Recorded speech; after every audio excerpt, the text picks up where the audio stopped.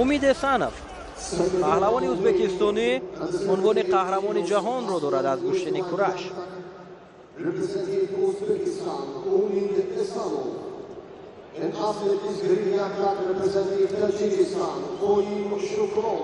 قویم شکرانوف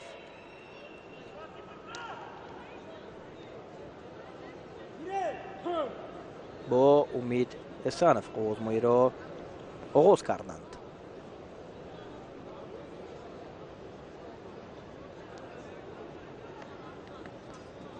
امید سنف در حال فشار می آورد.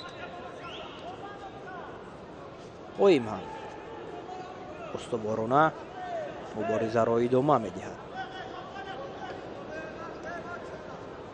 قویم زیر راهنمایی مربی صدرالدین عابدوف و اینچنین فرزندش سعید مومین عابدوف تمرین میکند و سالهای زیاد است که صدرالدین عابدوف این چهره را راهنمایی میکند همچون مربی و در چندین مسابقه های سطحی با نفوذ این چهره اشتراک کرده است که یکی از آنها محض همین مسابقه جام رئیس شهر دوشنبه و به گشتنگیری است. بسیار هم حالت خطرناک بود برای قویم شکرانوف. فشارآوری از جانب امید سنف بیشتر می شود و یک حرکت بسیار هم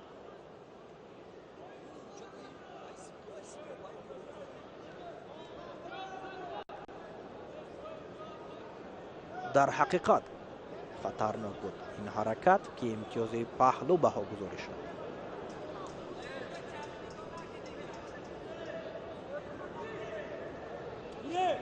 پهلوان ازبکستانی پیش صف می شود و کوشش های ادامه می یابد. قویم را می باید که چنین امکانیت را برای رقیب در میان نگذارد و پیوسته کوشش نماید که اصول اجرا نماید و از امتیازی از دست رفته جبران کند. در هفتمین جام رئیس شهر دوشنبه باید به گشتنگیری برای غالبان در همه وزنها 5 وزنی که مقرر شده است. غالبان هر وزن با $10,000 آمریکایی، برندگان نشان نقره با $5,000 آمریکایی و دو مقام سومی که نشانهای برنجی را میگیرند با $2,500 آمریکایی قدردانی کرده می شوند و ببینید که چنین تحفه های ارزشمند حتی در بانفوذترین مسابقه های سطح جهانی به مانند گران پری و گراند اسلم ها هم برای پهلوانان جدا نشده است و این البته غمخوری و دستگیری های بواسطه رئیس شهر دوشنبه محترم رستم امامعلی جهت رشد این ورزش اجدادی محسوب می شود و در برابر این یک نقطه دیگر را هم باید قید نماییم که مخلصان را هم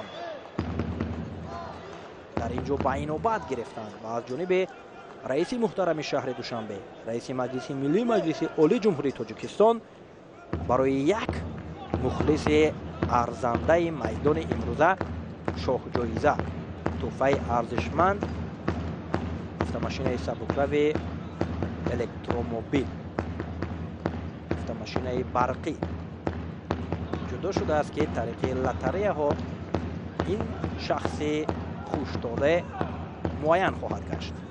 کوشش ادامه دارد. فشارآوری ها از جانب شکرانوف البته که بیشتر و زیادتر می شود ولی امید سنف تنها به خاطر کاهش دادن وقت حرکت می کند و کوشش دارد که وقتی قوازمایی با همین پیش صفیش به انجام رسد و او به فینال وزن تا 78 کیلوگرم راه یابد.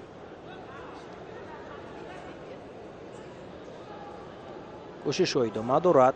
قویم تلاش میکند برای موفق شدن و باید چنین حرکت ها را بیشتر نماید. چیزی نیست. دوباره این قوازمایی خسرو شاید اشاره میکند که از جای برخیزد پهلوان ازبکستانی و رقابت را ادامه دهد.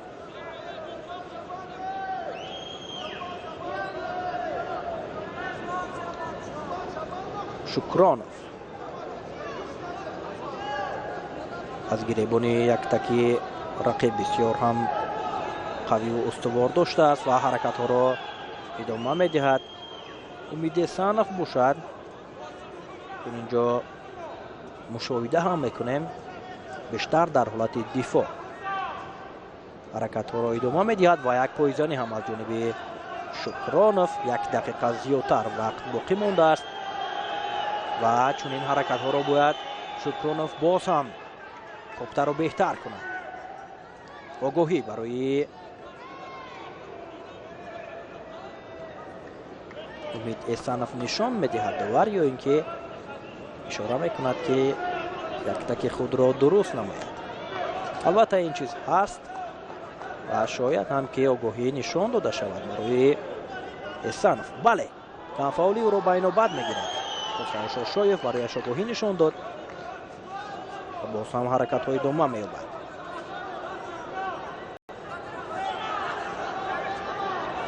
اگر رفت و یک امکانیت به دست بیاید و قایم حلوکی بیرونه یا اینکه همان سر زانو نشسته پرتافت کردن را انجام بدهد کار نوران علا نور می شود.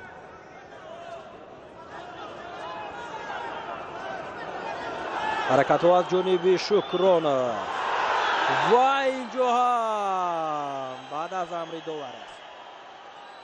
حرکت بعد از امر داور است.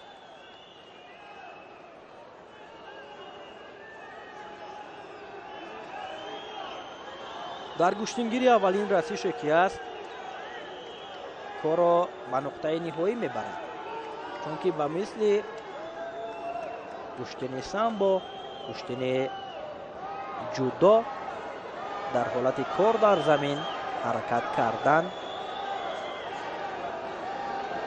ممکن نیست. در گشتنگیری امید سانف کمی و 3 برابر ادامه میدهد. امید سانف رقابت را ادامه دادن میتواند و فکر میکنم که در این گونه حالت بیشتر من همان نفس تازه را برای پیدا کردن این گونه حرکت هم کرد. یک امتیاز بدن هم گرفت پهلوانی ازبکستانی و باز کوشش های ادامه می‌یابد. بسیار هم رقابت پرشدت جریان دارد از جانب هر دو.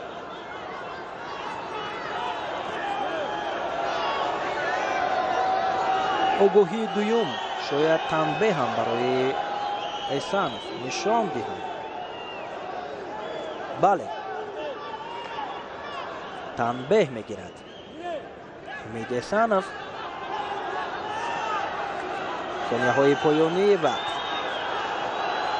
حرکت از جانب امید احسانوف. اکنون در 3 ثانیه دیگر برای قایم شکرانوف بسیار هم مشکل است با دست آوردن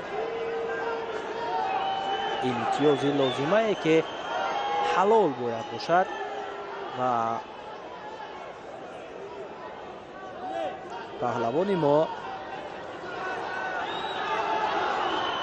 در این مسابقه مقام 3 را کسب می‌کند. بسیار هنرنمایی خوب کرد ولی در اولهای آزمایش همان امتیاز پهلویی که از دست داد دیگر کار را در ادامه برایش مشکل تر ساخت. امید احسانوف پهلوان ازبکستانی سال دوم پی هم و فینال وزن تا 78 کیلوگرم در جام رئیس شهر دوشنبه و به گشتنگیری راه می‌یابد و قایم شکرانوف باشد نشان برنجی جای 3 را به دست می‌آورد. ادای احترام دست فشاری می‌کند و نوبسته از باخت قایم شکرانوف بسیار هم هنرنمایی جالب نشان داد در مقابل این چهره قهرمان جهانی کشتن کرش. نوارهای تکراری را متوجه میشویم که چگونه مبارزه بردند و بعداً به سبقت دومی مرحله نیم نهایی وزن تا 78 کیلوگرم توجه میکنیم. بسیار آن همین حالت غیر انتظار بود برای قایم شکرانوف که امتیاز پهلو را از دست داد و در ادامه کارش مشکل تر شد.